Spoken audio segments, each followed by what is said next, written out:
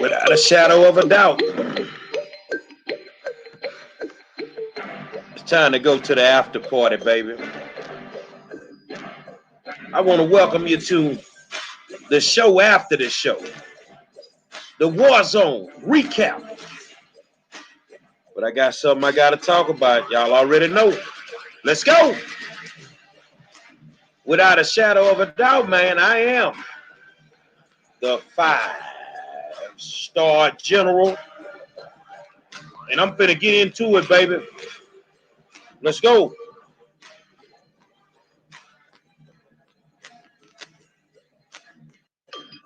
Let's go.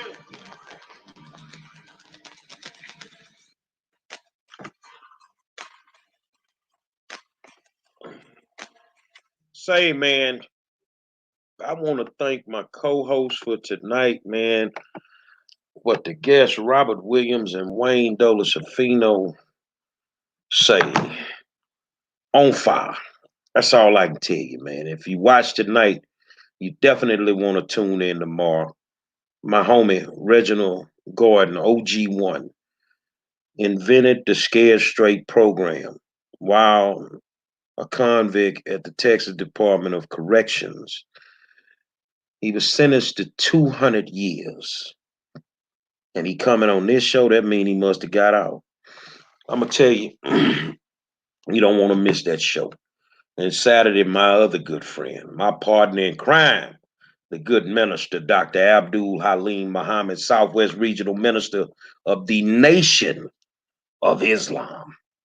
Me, Reggie, and the good doctor, we go hard in the paint for the hood every day, man.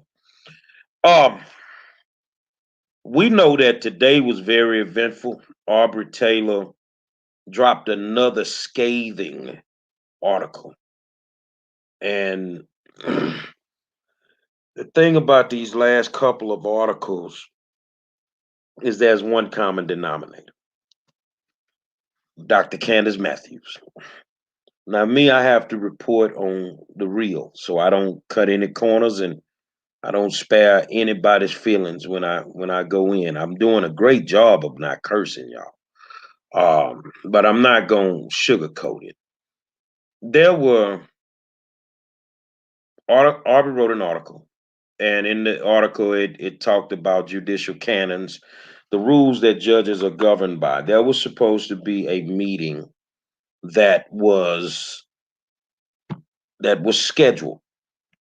And Dr. Matthews, according to the audio and the print that Aubrey printed, I'm looking for something, y'all, insinuated on audio that was recorded that she got in the police chief's behind to make him do what he needed to do, which was meet with judges.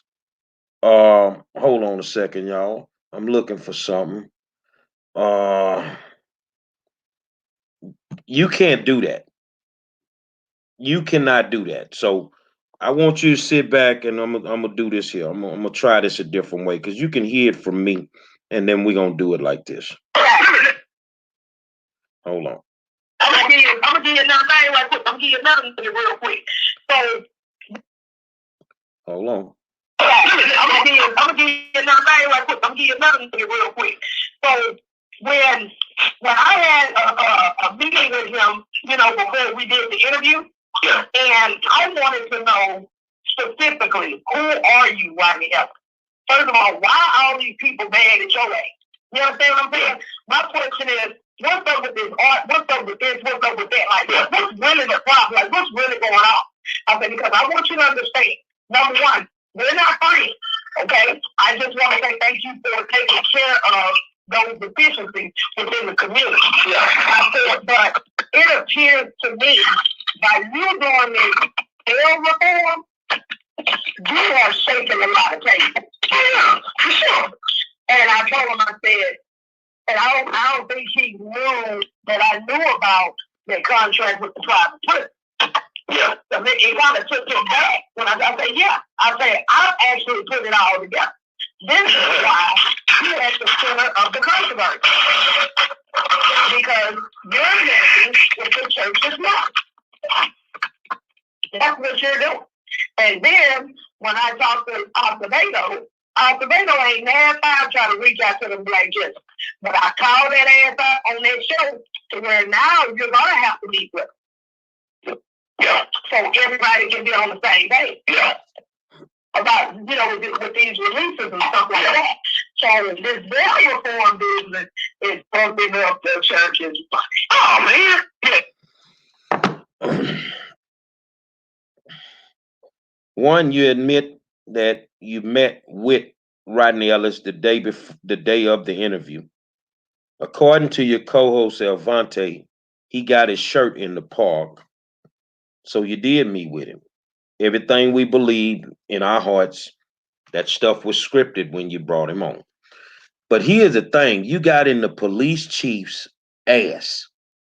That's exactly what it said. You got in the police chief's ass.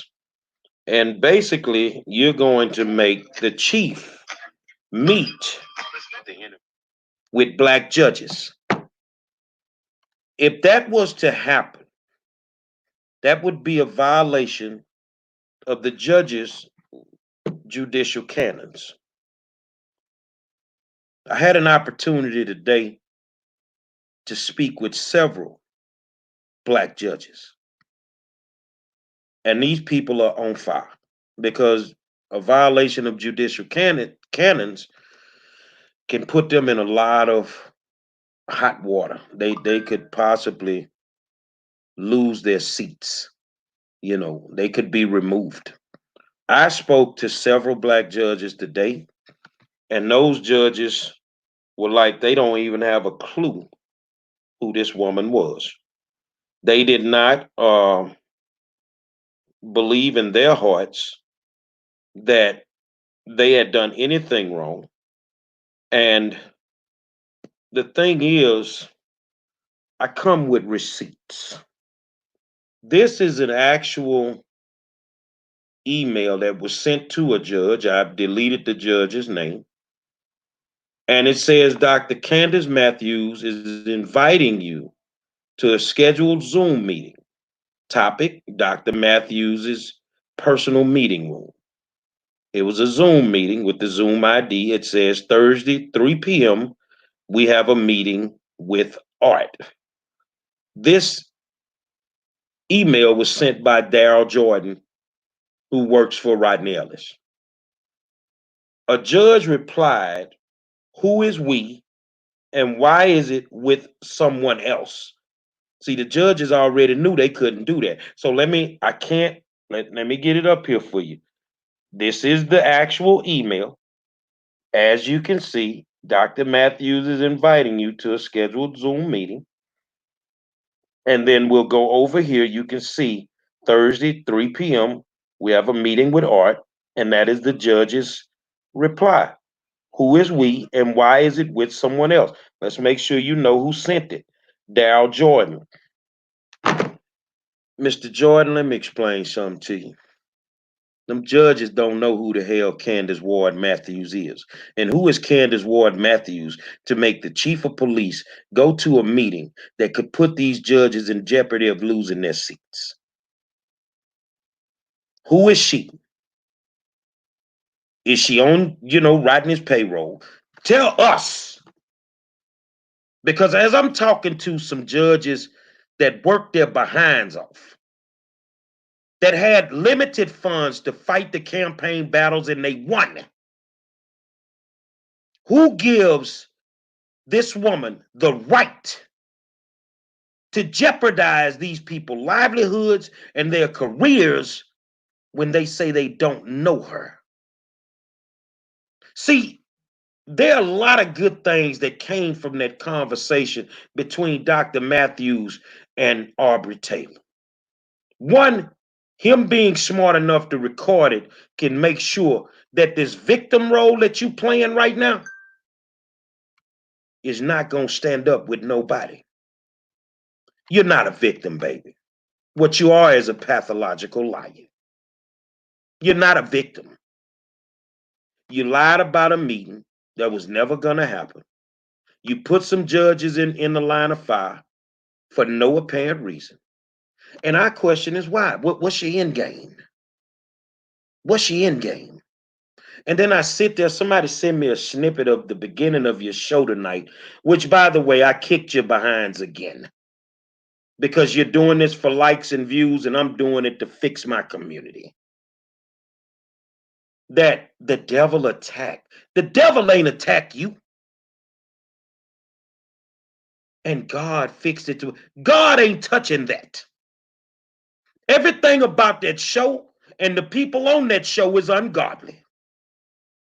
The reason that you're bringing those politicians on there, they don't have a clue what you're trying to do to them. And if you are a politician, you need to stay the hell away from as they see me. Because eventually, you're going to have to sit in this hot seat. And I'm not going to be afraid to ask you anything. I'm telling you. I'm not going to be afraid to ask you anything. You don't need to go on shows where they uplift your platform by pathologically lying.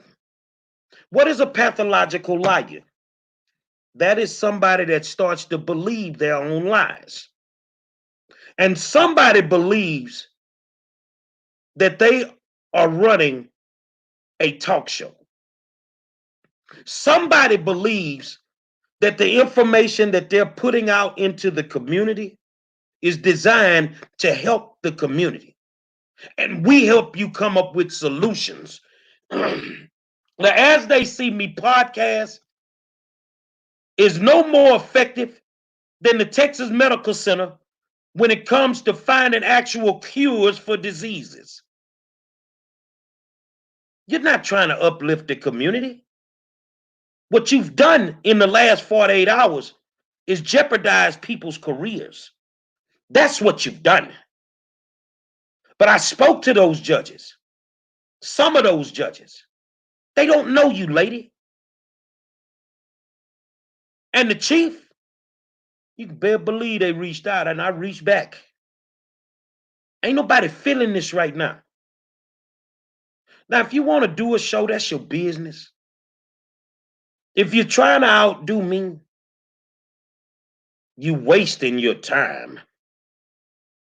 I kick your behind every night. Oh, and by the way, the comment that you made, like Puffy was wrong for what he said, he actually wasn't. See, that's why kids need to stay in kids' places. The black vote is not for sale. It is not for sale for turkeys anymore. It is not for sale to come on talk shows with the foolishness. It's not for sale. If you don't know what the hell you're talking about, then stop talking. And whoever your production assistant is that's in charge of your production, you're wasting your money. Now, oh, he hating on us. Why? I'm better than you. I don't have to hate on you. But when you I'm trying to see what kind of clips I need to do so you can get my comment. Okay. You need to stop putting decent politicians in danger with a bunch of lies.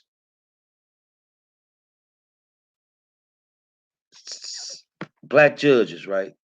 Judges. Monroe with a lawsuit, right?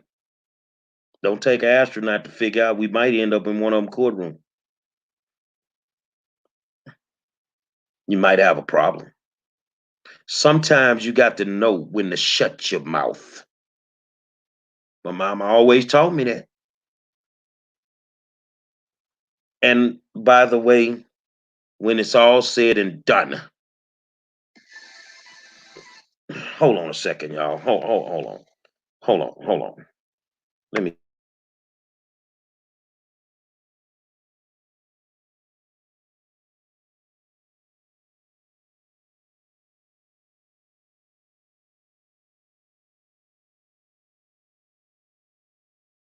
So here's my thing. And I see you popped in, homie. Flushed. You lied on them people. You jeopardized people's careers, their seats, everything, because you clout chasing for views. You clout chasing for views. People don't know you and don't want to know you at this point. Go get that lawyer ready and get that ink pen ready for me. And hopefully you learned how to write cursive in the 3rd grade. Because all this, I got lawyers and I got it. You finna need them. You definitely need them. Oh, and by the way, you might need them more than one time now.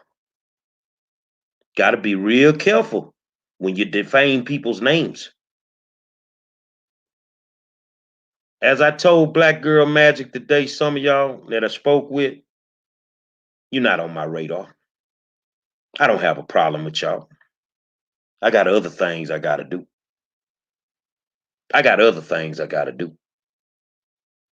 But if you did not go to Yates, I'm finna give you a history lesson. I was coached by the great one. You notice I'm looking you dead in your eye. I was coached by the great one, Luther Booker, who taught us a lot of things. But the one thing he always taught us, whatever you do, you be the best at it. Nobody remembers second place. You be the best at what you do. So, see if Arsenio Hall is available. Maybe Ellen, maybe Whoopi, whoever. But as far as this thing that I got right now, I'm the king. And it ain't finna change overnight. Because the one thing I'm going to always do, we don't have to be negative. Being truthful ain't being negative. Being transparent ain't being disrespectful. But when you're a sucker, you got sucker tendencies. And right now, everything that's happening to you is karma. Because you should have used it for the greater good. And you chose not to. You should have used it for the greater good. And you chose not to. So in case y'all didn't know, I'm still waiting on Senator Bittencourt to call me back. We locked in last night. Tony Busby, Michael Kubash. I like Republicans. And I like Democrats. But I love Michael Kubash. And they coming to the show.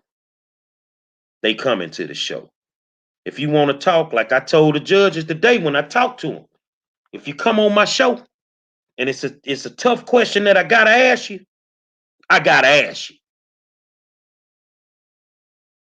And I'm not being disrespectful when I ask you. I'm being transparent. And if that ain't what you want, Mr. Elected Official, please take your behind over there to the second place finisher. Because over here, we top of the line, we transparent, we going to keep it 100, and that's what it's going to be from the day I start this show till the day I end this show. You can get all the microphones, all the fly t-shirts, all that. You can do all that. And you still will never be better than me. I'm the king. So bow down when you come in rooms and royalty is present. And I mean that. You feel what I'm saying? I mean that, bro. So with that being said, it is what it is at the end of the day. I don't need to be your friend and I don't need to be your partner. But if you come into my show, you best believe I'm going to ask the tough questions and you're going to understand I'm respectful in what I do. But right now, I got a lot of people watching this show and we ain't got time to be screaming. We don't need to know what I ate today. We need to get down to business. It's the show after the show. You looking at me, homie? What it feel like when you ride the Titanic? I see my co-host popped in. Ain't no faking over here. It's called the war zone for a reason. I am the 5-star general. So if you're a scary Democrat, stay home. If you're an untruthful Republican, stay home.